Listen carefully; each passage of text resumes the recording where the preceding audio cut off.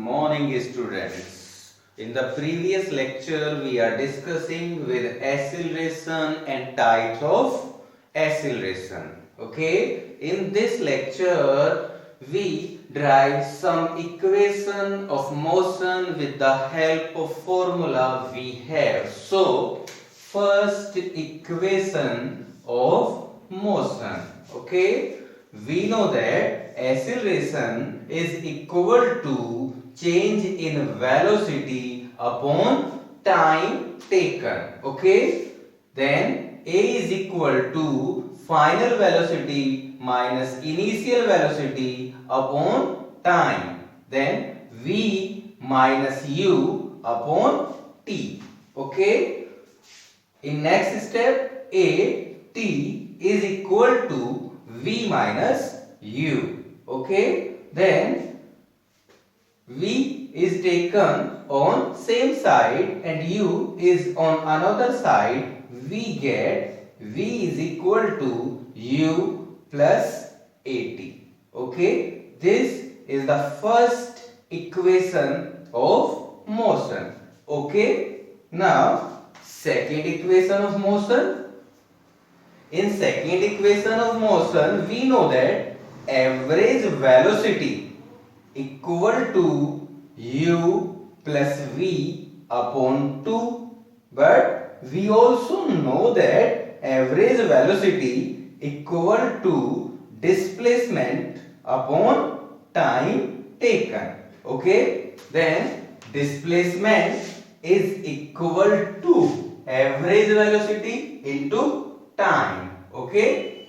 Put the values. Displacement as average velocity U plus V upon 2 time t. Since V is equal to U plus AT from first equation of motion, put the value of V in equation 1. Then we get S is equal to U. In the place of V, we have U plus AT upon 2 into T.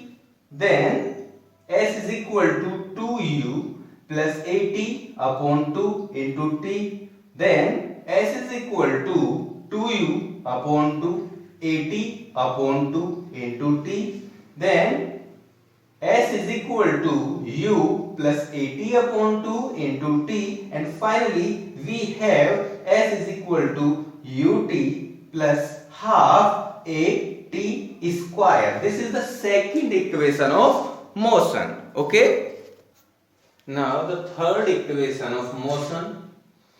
As we know that first equation of motion V is equal to U plus AT. Second equation of motion S is equal to UT plus half AT square. Then from equation 1 we have V minus U is equal to AT and T is equal to V minus U upon A. Put this value of T in equation 2. We get S is equal to U in the place of T, V minus U upon A plus half A in the place of T, V minus U upon A to the whole square. Okay. Then S is equal to UV minus U square upon A plus A upon 2A square V minus U whole square. Okay. Then S is equal to UV minus U square upon A plus 1 upon 2A V square plus U square minus 2UV. This is from expanding the whole square of V minus U. As you know that A square minus B square minus 2AB. Okay. Then after solving, S is equal to 2UV minus U square plus V square plus U square minus 2UV. This is after taking the LCM of these two terms. Okay. Then we simple this term S is equal to 2uv minus 2u square plus v square plus u square minus 2uv. 2uv, 1 is minus, 1 is plus, then cancel each other. Okay, then we get S is equal to v square minus u square, because there are 2 of minus and 1 of plus. Then we get 1 of minus. Okay, then v minus u square is on same side and 2a on another side. We get v square minus u square is equal to 2a. This equation is known as third equation of motion. This also can be written as v square is equal to u square plus 2as. Okay, now when we apply these three equations of motion, some points to remember. What are the points? The points are, when body starts from rest, means a body starts from rest, then initial velocity u is taken 0. When body comes to rest, means it stops, then final velocity v equal to 0. And when body moving with constant velocity, then acceleration is 0. Okay, there is one another method to derive the equation of motion, that is graphical method. To understand the graphical method, this is necessary to understand some facts. Okay, then here is displacement time graph for uniformly accelerated motion. This line represents displacement time, means dt graph. Okay, then we know that velocity is equal to displacement upon time.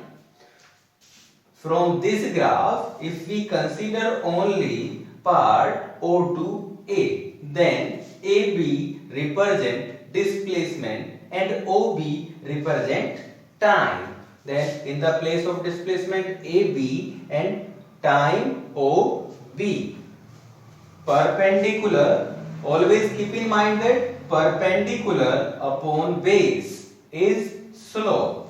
Okay, then velocity is equal to AB upon OB is equal to slope of dt graph. This is the first fact to know, that is velocity is equal to slope of dt graph.